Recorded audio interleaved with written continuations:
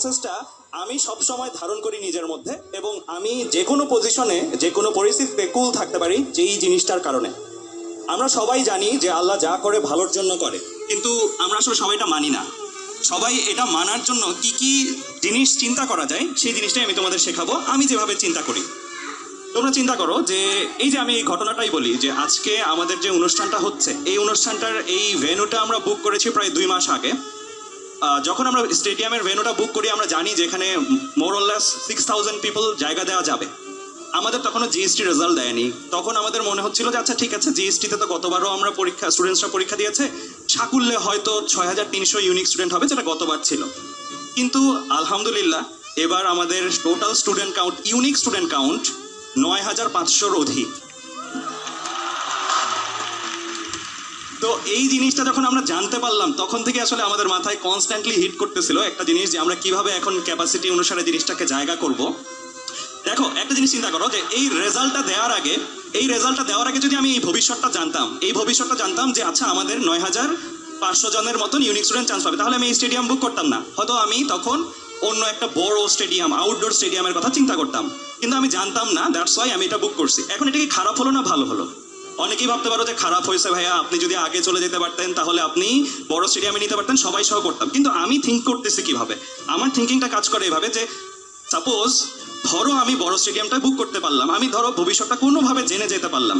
এই ভবিষ্যতে না এসে আমি অল্টারনেট একটা ভবিষ্যতের দিকে আগালাম, যেখানে আমি বড় একটা স্টেডিয়াম বুক করেছি, সবাই আসলো, আল্লাহ না করুক সেখানে এমন একটা দুর্ঘটনা বা এমন একটা অঘটন ঘটলো যেটা বর্তমানের পরিস্থিতির চেয়েও আরো প্রতিকূল। এরকম একটা সিচুয়েশন হইতে পারতো না? হইতে পারতো। আমি আমার মনকে সবসময় এটা বলি যে যা হয়েছে ভালোর জন্য হয়েছে। হতে পারতো এই ভবিষ্যৎটাই আমার জন্য সব থেকে সেফ, সব থেকে ভালো ভবিষ্যৎ।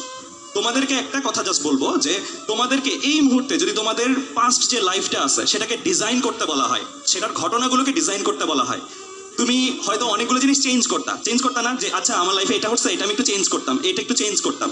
কিন্তু তোমাকে যদি এই ইহজীবনের পরে আবার জিজ্ঞেস করা হয় তুমি তোমার পাস্ট লাইফটা ডিজাইন করো, তুমি ঠিক তোমার এখন থেকে পাস্ট লাইফটা যেভাবে ডিজাইন করতা এই মুহূর্তে, তুমি তখন আর সেভাবে ডিজাইন করতা না। তখন তুমি ডিজাইন করতা ঠিক এক্স্যাক্টলি এখন তুমি যেভাবে পার হয়ে আসছো জীবনটা সেইভাবে। এইটাই হচ্ছে সবচেয়ে বড় ফিলিংস, যে আল্লাহ যা করে ভালোর জন্য করে। তোমার থিঙ্ক করতে হবে, হয়তো আমি আমার ক্ষুদ্র লেন্সে আজকে পর্যন্ত ভাবতেছি যা হয়েছে ভালোর জন্য হয় নাই, বাট বড় পিকচারে, বড় লেন্সে তুমি যখন দেখবা জীবনের ব্যাপ্তিটা শুরু থেকে শেষ পর্যন্ত যখন দেখবা, তখন ঠিক তুমি ওই জীবনটাই চাইবা যে জীবনটা তুমি এখন বাঁচতেছো। তো আমার তরফ থেকে মেসেজ হবে এটাই, সামনে তোমরা অনেক অভিজ্ঞতার সম্মুখীন হবা, সেই অভিজ্ঞতাগুলোতে নিজেকে অনেক ক্ষেত্রে প্রতিকূল পজিশনে মনে হবে আমি একটা ব্যাকফুটে আছি। তখন নিজেকে এই বুঝটা দিবা, এই জিনিসটা বোঝাবা যে হতে পারতো আমি যেভাবে ভাবতেছি, যেভাবে হলে ভালো হতো, সেভাবে গেলে আমার লাইফে এরকম একটা ঘটনা ঘটতো যেটা এখনের চেয়েও খারাপ। তো মানুষ তো আসলে মানুষের প্রেজেন্টটা, ইন্টেনশনটাকে ডিসাইড করতে পারে, ফিউচারটা ডিসাইড করতে পারে না, রাইট? মানুষের ফিউচারটা আসলে ডিসাইডেড হয় কিভাবে? আমি এভাবে থিঙ্ক করি যে আমার একটা ফিউচার এক্সিস্টেন্স আছে গডের কাছে বা আল্লাহর কাছে। তো 3টা এক্সিস্টেন্স, আমার পাস্ট, প্রেজেন্ট, ফিউচার, 3টা এক্সিস্টেন্সই সাইমultaneously আছে, রাইট? মানে উনি তো আমাদের 3টা এক্সিস্টেন্সেরই দোয়া শুনতে পান। হতে পারে আমার ভবিষ্যৎ সেলফটাই, ভবিষ্যৎ সত্তাটাই চাচ্ছে আজকের জীবনে আমার এটা ঘটুক। আজকে আমার পা ভেঙেছে, আমার ভবিষ্যৎ সত্তাটাই হয়তো চাচ্ছে, কারণ এটার মাধ্যমে আমি হয়তো এমন একটা জায়গায় যেতাম না যে জায়গাটা খারাপ ছিল, আমি হয়তো এমন একটা কিছু করতাম না যেটা আমার জন্য খারাপ হতো।